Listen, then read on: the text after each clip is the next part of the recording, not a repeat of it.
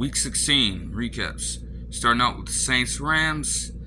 To put it bluntly, the score was way closer than the game went, to be honest. It does not reflect how this game really went. The Rams, in every facet of the game, dominated them for the most part. The Saints were able to put a couple garbage time touchdowns up later on. A 100-yard rusher in Kyron Williams. You have a Puka Nacua tallying 180 total yards on 11 touches, essentially. I mean, you couldn't have this game go any better if you were playing for the Rams in this one. And it just helps them get closer and closer to potentially making the playoffs. They're the 6th seed at the time of this recording. If you're the Saints, even with this loss, because the NFC South is so garbage, you still have a chance. They're still in the hunt. But, I mean, even with Chris Olave having a good game, it's like everything else was just, I don't really know what to say. I mean, Alvin Kamara had 9 rushes for 19 yards, man. That's not good at all. So, they got this one close, but it does not at all reflect how this game was if you were watching it. One thing to look at the box score, but it's another to watch it in full and see how it develops. And it was just a horrible product. I don't know why it was a primetime game. I really don't. But they got it there. Saturday action. Some games before Christmas Eve. You have the Steelers and Mason Rudolph blowing out the Bengals. I mean, this is easily Jake Browning's worst performance. Even though T. Higgins had 140 yards receiving. I mean, damn, it's like, you tallying over 300 yards. That's cool and all, but you are never going to win a game turning the ball over at such a high rate. It doesn't work that way. The Steelers, everything just went right. I mean, George Pickens decided he was going to finally pick up the intensity, and he goes off for fucking 4 receptions and 195 yards. They gave him the ball, they fed him early and often, and it got them the win. Jay Harris had a fine game rushing, but that's really the story of the game right there. They got the ball down the field for once, and they were actually able to convert on their drives. And what do you get when you're actually able to just move the ball down the field at your own will and score in timely fashion? Your defense becomes well rested and they enter the zone. And from the very first defensive possession, they were just excellent on that side of the football. They won the turnover margin. They just completely blitzed the hell out of Jake Browning, honestly. Again, he can end up with all those passing yards, but none of those came easy. It wasn't like these performances against the Jaguars and the Vikings and the Colts where he was just able to come out guns blazing with ease. No, they pressured him. They got in his face and made him go for risky passes. And they ended up being incompletions or picks to an undermanned defense. So credit to the Steelers for that. They want to give themselves a chance at getting to the playoffs or keeping Mike Tomlin's consecutive seasons of an above 500 record intact. Then they're going to have to try their best to win out. Moving on to the Bills and Chargers, and I must say, the game was shit. It was shit. I mean, close score. Yeah. Okay. The game was fucking terrible. And if you're not going to call it terrible, then it definitely wasn't all that it panned up to be. Now, of course, they've been promoting it for all this time, and of course, like I fucking imagined, you can't game plan for injuries and stuff like that. Justin Herbert was clearly not in. Keenan Allen was clearly not in. the Bills' defense has been undermanned all season long, or at least for an extended period of time with guys like Tre'Davious White being out. But this game was not good at all. It showed me everything that I already know about both of these teams. Both of them are inconsistent as hell, and somebody had to win. Somebody was going to blow a lead of some kind.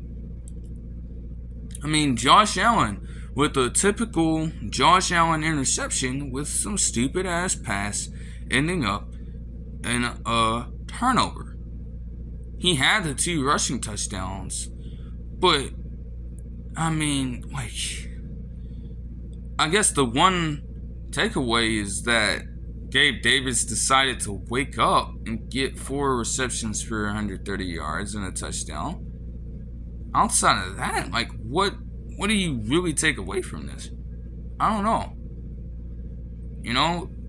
The Bills need every win they can get, I suppose. But again, to be trying to claw your way into the playoffs when you're the Bills, this entire preseason, you had people saying that they would be flat out Super Bowl contenders.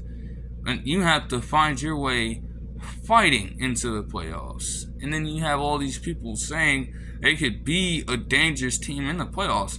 Well, they've got to get there first. It helps them get closer, I suppose. So then you'll take that. But I mean, shit, what team are we going to see in the playoffs? The broadcasters on the call brought that idea up in a very good way. What team are you going to see when it comes to a playoff game? Which Bills team are you going to see? You're going to see the one that put up 48 points against the Dolphins in the first matchup? Or are you going to see that team that has suffered bad loss after bad loss or had bad quarterback play, or the defense against the Broncos, 12 men on the field, to then lose the game off the game-winning field goal? What team are you going to get from here? And the Chargers, again, they're fucking, they're done anyways. I guess, you like to see them actually being able to stick around in a game like this instead of getting beaten by fucking 42 points. So, I guess that's a moral victory, I suppose. But it won't go down on the stat sheet. Moving on to the Sunday action, starting out with the Seahawks becoming the first team since the 1999 Dolphins to have 2 different quarterbacks lead the team to a comeback victory, or lead a game-winning drive. And again, ironically enough, Monday to Sunday, same score. Game ended in a 20-17 result. It's pretty wild, I saw that catch by Colby Parkinson. It was a pretty interesting one, but it was, great effort. Great effort all around by the team as a whole. You have Geno Smith hitting Tyler Lockett, DK Metcalf, Jackson Smith, and Jigba, all of them within that drop to even get down there in the first place. And then Colby Parkinson as the unsung hero, getting the job done. The Titans, they were able to gas the Seahawks defense pretty easily in the run game, and Derrick Henry had one of his better performances, including the typical touchdown pass of his every now and then. But as the game went along, outside of the one drive late in the fourth quarter, they were able to smooth things over and really harness in on pressuring Ryan Tannehill, which again, nothing else about Ryan Tannehill. If you pressure him, he's he's not very good under pressure.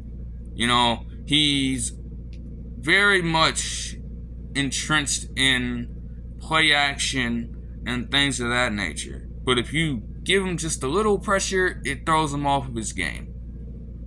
And he did a good job, I guess, when it comes to managing the game. He did not go out there and win them the game, all things considered. He really didn't. But he didn't do enough to make you say, oh, he lost the game for us. In fact, what truly made them lose the game is Mike Vrabel being an absolute idiot. I feel like some people might have a defense for him calling the timeout after the first play, right? But from my logic, if you have him getting sacked on the first play, okay, and it was a 4-yard loss, granted, but you have one timeout, and that is the only timeout that you have. Now, I understand that you have to call it at some point, but at that point, that specific point, you should be trying to get your team back to the line, to try to run another play of some sort, to pick up some yardage, not call a timeout and waste the only one that you have left. Now, they ended up picking up a first down on the next play and then got another first down after they spiked it. But even after that, he got sacked again. And then where would your timeout have been at that point? Because they had been pushing, like, on that play to get them to the 50-yard line. Tariq Woolen pushed Traylon Burks out of bounds. He pushed him out of bounds. Right after that, you take a sack. You would have definitely wanted to just conserve your timeout at that point. But no, instead, that wastes 20 valuable seconds off the clock. Then you get a 3-yard catch to some random guy, and it ends the game because he's now tackled in bounds, and you don't have anything to do about it. You had nothing left in the tank. So Mike Vrabel was just an absolute idiot for that. Moving on to the Lions and Vikings, you got to see Jared Goff do some good work. Jahmyr Gibbs, outside of the fumble, had a great performance. Also, the things that saw from Jameson Williams in this game, if they start getting it to him a little more, then, hey, that's gonna be something to see. Of course, Amon-Ra St. Brown's still the main guy, and he dominated. 12 catches for 106 yards. It's this is consistent from him. And you know what? Honestly, down the line, the way he's able to just kill you in the short game, to be honest. A lot of these catches he gets seem to be to move the chains. Now, he can be a player that can take the top off the defense. He can be a slot receiver. But most of the catches that I see from this dude are him just coming from underneath, finding a specific spot, a specific weak point in the defense to exploit, and just sitting there, and Jared Goff going through his progressions and finding Amon St. Brown right there to move the chains or pick up some well-needed yardage. 8.8 yards a catch might not be the most sexy, but you have to take that into account, that a lot of these are going for positive yardage and are very critical to the game. This score ends 30-24 in the Lions' favor. They needed every single one of those catches that he had. And pretty efficient, too, catching 88% of his targets. I don't believe he had a drop, but when you have that going down, you have to appreciate that. The Lions defense, let's just say, They bent a lot in this game, but they did not break at the right times. Going on to the other side, the Vikings. Well, their run game was non-existent at all, so you had to turn to the passing game. And Vikings fans everywhere got even more of an understanding of what the Nick Mullens experience means, okay? You have a stupid interception, just an incredibly stupid interception to Brian Branch. And the funny thing about that to me, again, you on a different drive earlier in the game, the very first drive of the game, you tried to test Brian Branch and he fucking deflected the pass. That could have been a pick in itself. So he automatically was able to redeem himself on the very next drive because you tried to test his ass again. Then he follows that up with a nice touchdown pass of sorts to Justin Jefferson at the end of the half. And Justin Jefferson, for all intents and purposes, he went off this game with the 6 catches for 141 yards. But I have to take you through this entire thing, because he got the touchdown, but even that play was not before another stupid Nick Mullens pick to Kerby Joseph. Then he starts out the third quarter with a, decent touchdown pass to KJ Osborne. And then in the fourth quarter, where you want your quarterback to be actually competent and aggressive, but also not to the point where you are just completely throwing away the game, throws another interception to Kerby Joseph. And then the last drive. Let's talk about this last drive. Okay, 2 straight seasons and another miraculous catch by Justin Jefferson to pick up a long 3rd or 4th down. It was 3rd and fucking 27, and Justin Jefferson comes down with a great catch in double coverage to pick up the requisite yardage. So they make another play to Brandon Powell somehow in this one. And then what happens next? What does he do? He tries to find Justin Jefferson again.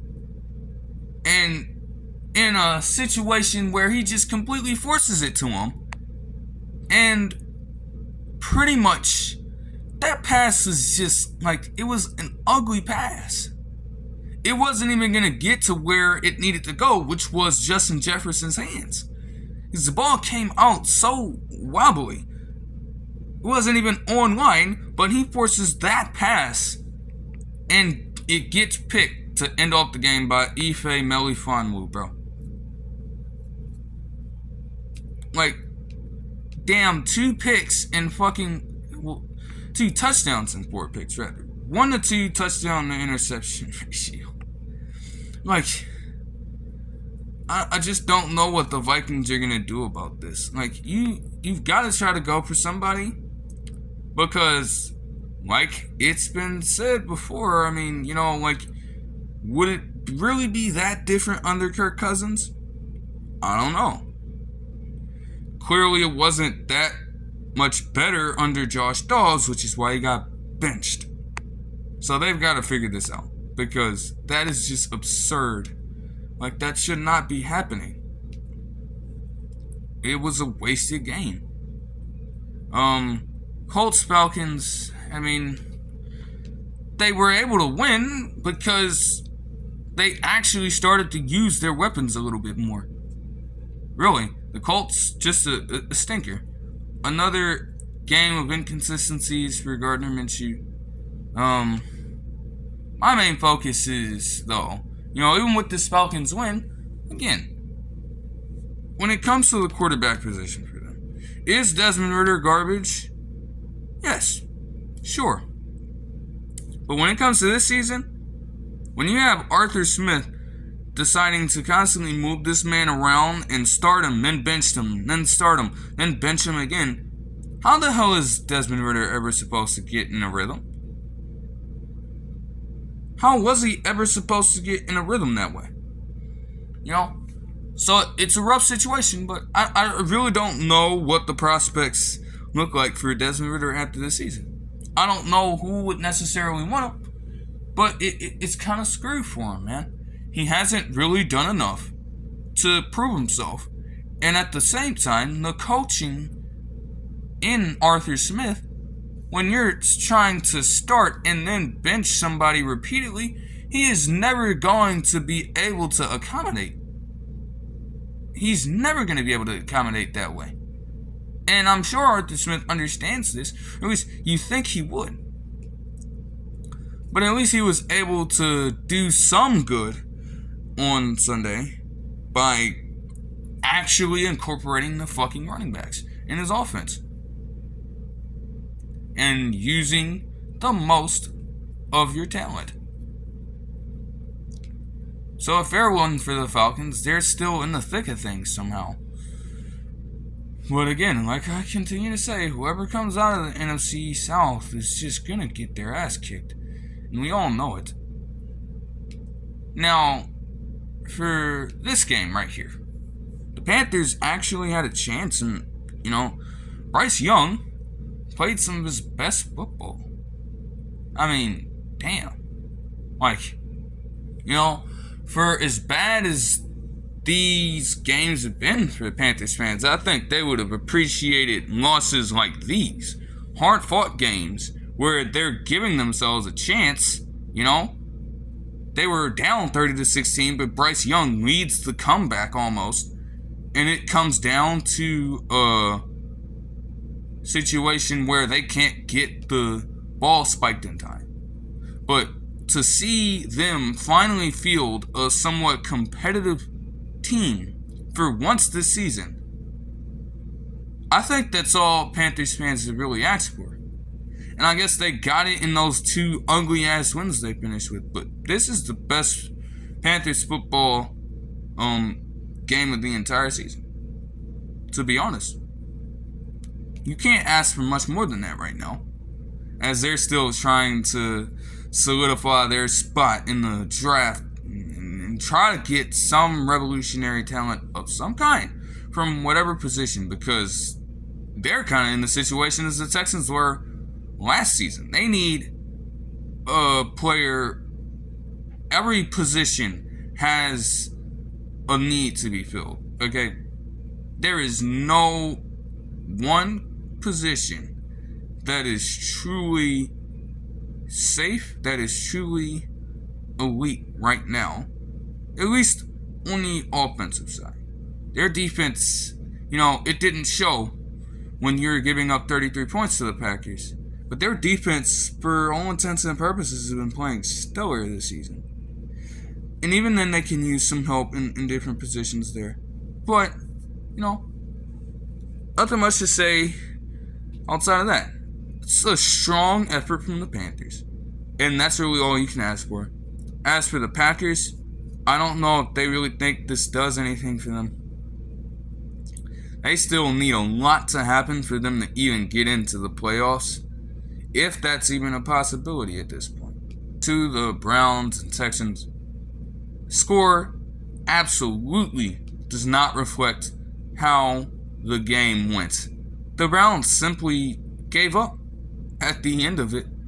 You were up 36-7. They just gave up. They did not fucking care. They throw Dorian Thompson-Robinson in. He gets hurt, so they put Joe Flacco back out there and essentially just run and run and run. Hey, they didn't really care at that point because they did everything else right up to that point. Defense played stellar. Again, they probably played like backup second team defense by the end of it.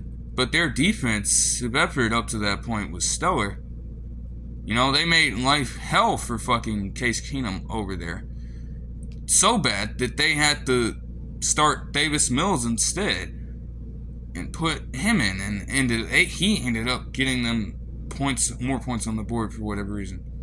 But Joe Flacco and Amari Cooper, honestly, my only gripe is that they really should have tried to get Amari Cooper to 300. He was very well on pace to do so. Again, not giving up. It's like, damn, just a few more big gains, he probably could get the single game record for receiving yards.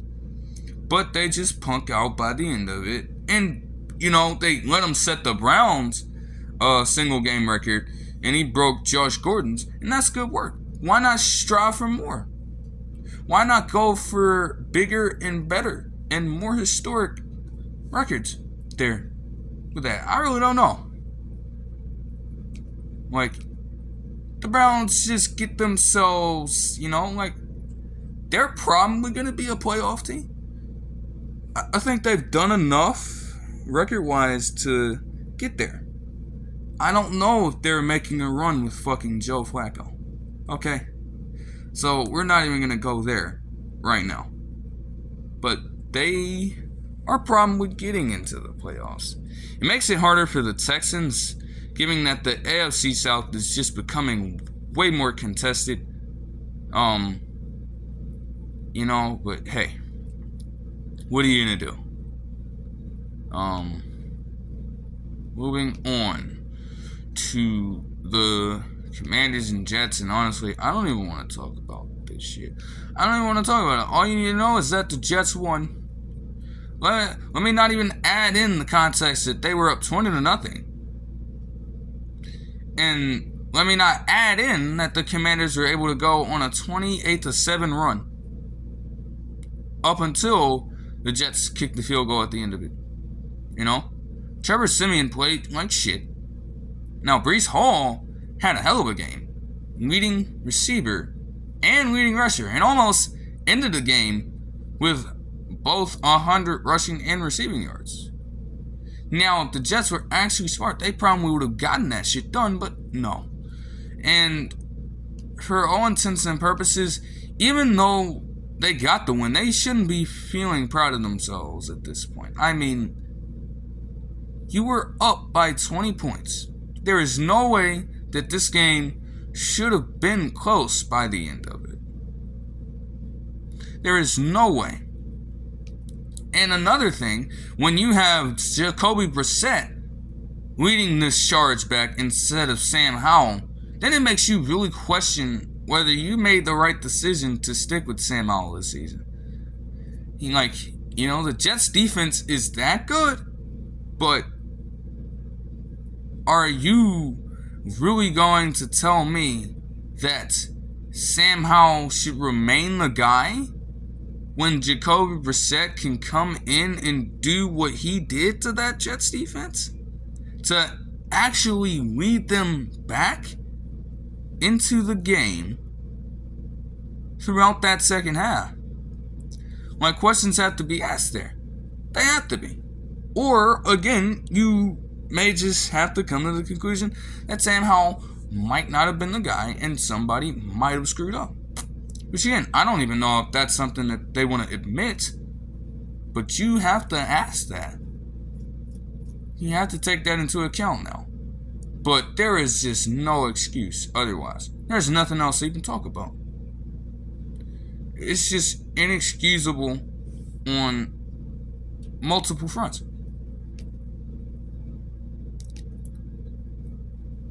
Moving on to the Jaguars and Bucks. Yeah.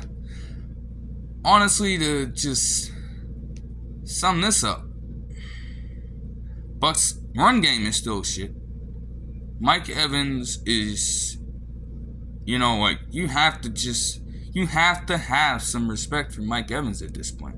If you don't, I don't know where you've been for the past decade or so. I really don't. The Jaguars are lucky that the Texans lost. But now the Colts are on their ass. Again, AFC South is getting contested. But the Jaguars still hold. They still hold the division lead.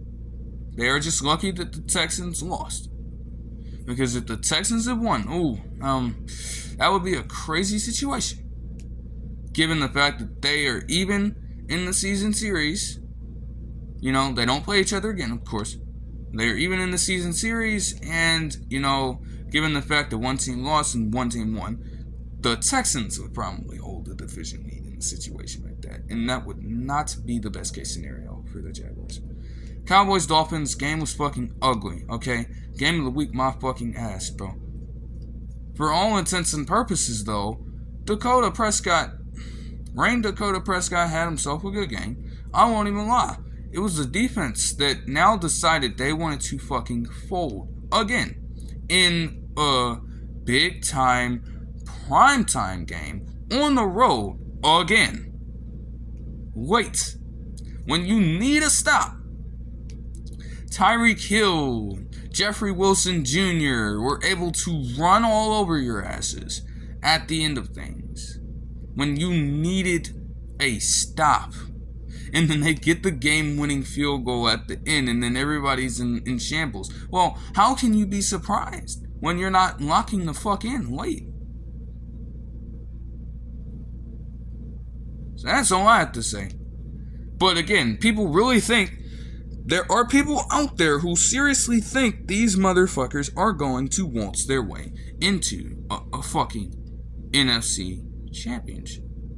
Even earlier today, as I was watching one of the ball games earlier, with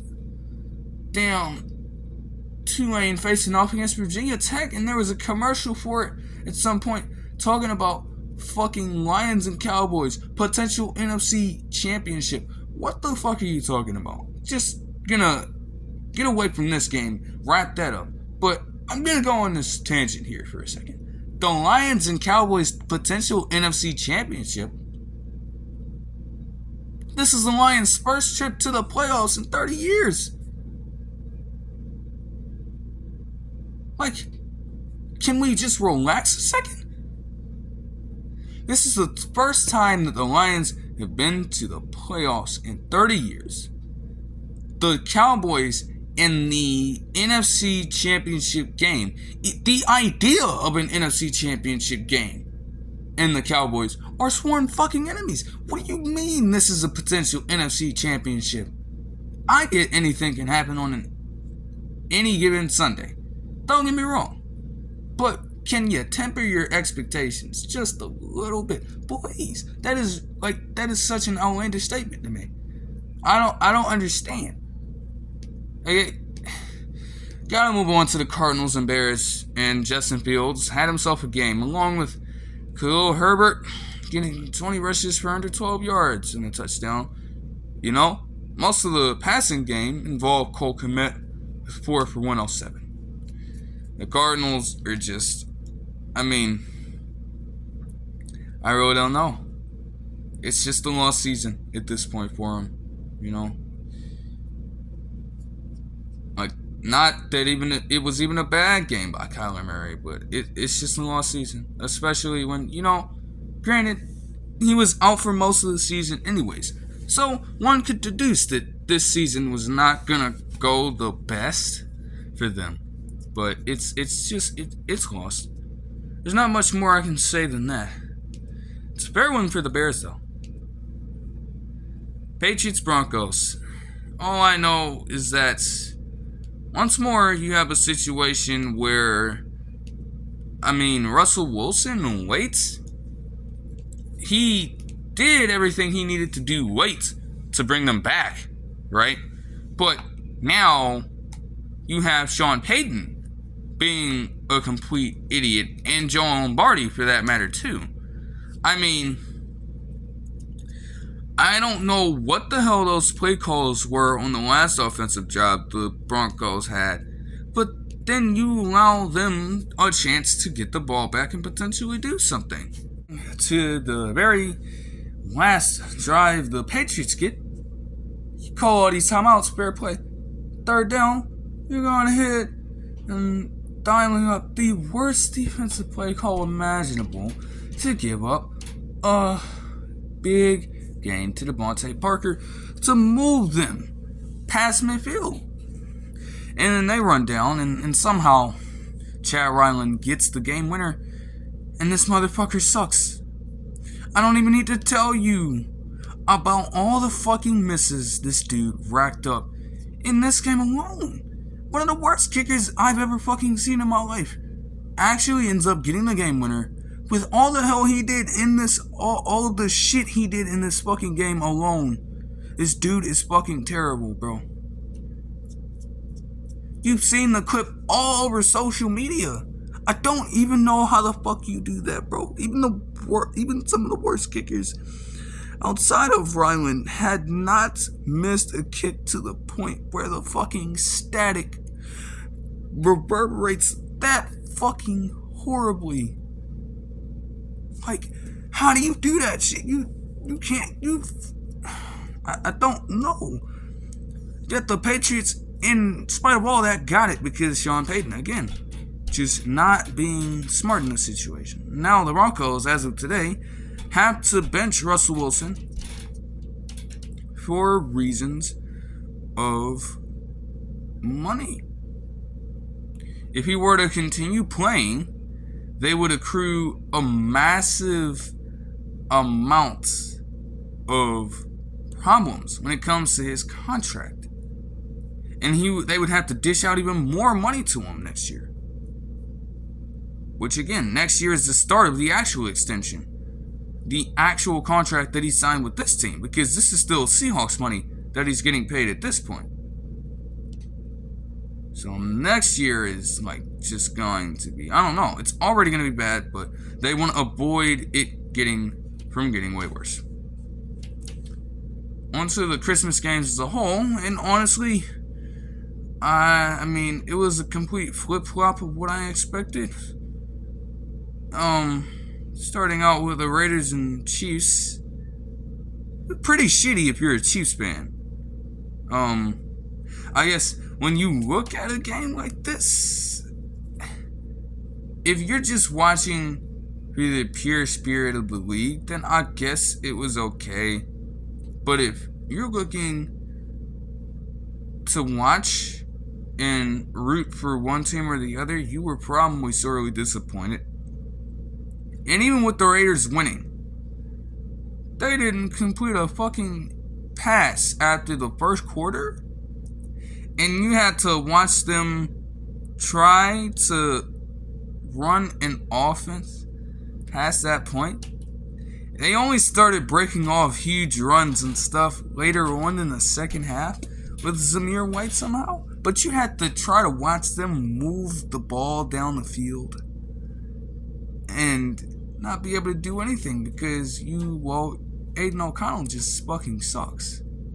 You know, Zamir White ended with a good day, and hell, they needed it because they weren't going to get much done outside of that, I suppose. You know, the defense, they just, like, baby Patrick Mahomes, man.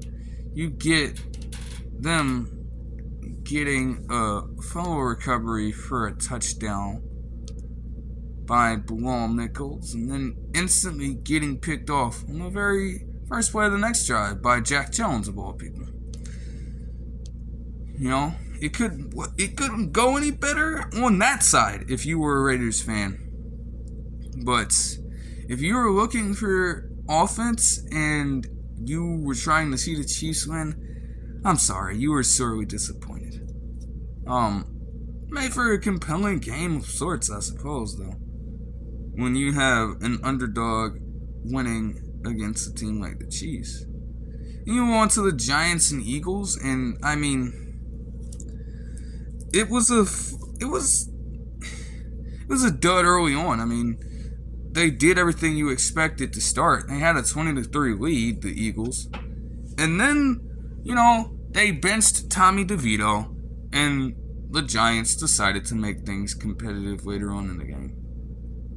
Just to spite the Eagles just a little bit, give them a little hell for all those Christmas Day games of the past between these two teams.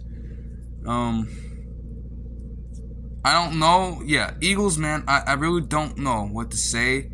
Like, it's a fair win, and again, like I've said, you know, I still trust the Eagles to tighten up in the playoffs, but it is a bad look to be giving up these types of plays, the 76-yard pick six, alright, Dory Jackson, the long touchdown catch by Darius Slayton to get the game within reach for them.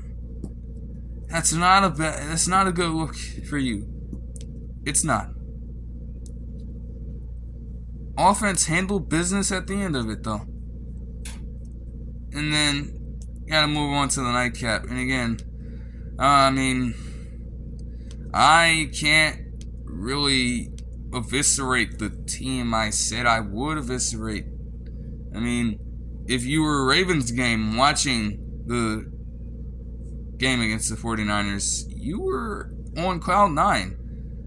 To get the 49ers to throw 5 interceptions and get Brock Purdy to throw 4, including 3 in the first half, that's an impressive showing.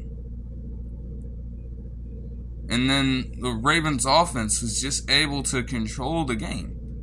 You know, it was a close first half, but in the second half, they really got things going with their offense when they needed to. You know, they made the plays necessary to get themselves in position to score. Really. Nelson Aguilar with a touchdown catch. Zay Flowers with a touchdown catch. Gus Edwards with a touchdown run. Lamar Jackson with timely scrambling to pick up first downs. He had a little bit of everything, you know? And you need a little bit of everything when you're trying to beat a team like the 49ers, you know? Now, granted, Christian McCaffrey, Brandon Ayuk, George Kittle, they still got theirs. But did it really matter? When you can allow that, but then your defense, like, there was literally a moment, Brandon Stevens gets absolutely cooked by Deebo Samuel. And then they play a clip of audio from the movie Friday relating to fucking Deebo Samuel. Because, of course, how fitting. You know, that was actually hilarious. And then what does Brandon Stevens do on the very next play? He gets up high, deflects the fucking pass, and it's intercepted by Marlon Humphrey. Gotta be one of the worst moments of instant karma a person can see play all lot. And it was just that kind of game. Like, if you're the 49ers, relatively speaking, because the NFC is a bit weaker, you don't necessarily have a ton to worry about outside of Brock Purdy suffering a stinger injury. You're gonna want to see how long he's out for with that. But you don't have a lot of cause for concern. But they, you know, what the Ravens have done here is they've given you a game plan of sorts. If you're an NFC team in the playoffs facing off against them, now you have something to reference. So, what are teams in the NFC going to incorporate now in their own defenses with the influence from this game right here? Okay, if you're a Ravens fan, good stuff, and yeah, take that, Mike Florio. I mean, I saw the clip.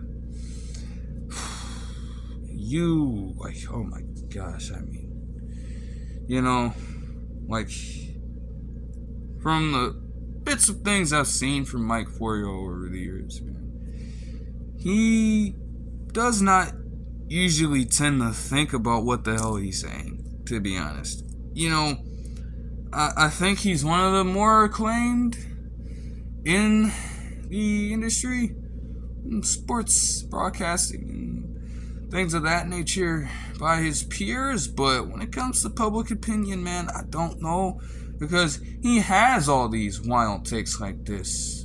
But this clip, ooh, this is something extreme, and it backfired tremendously. It did.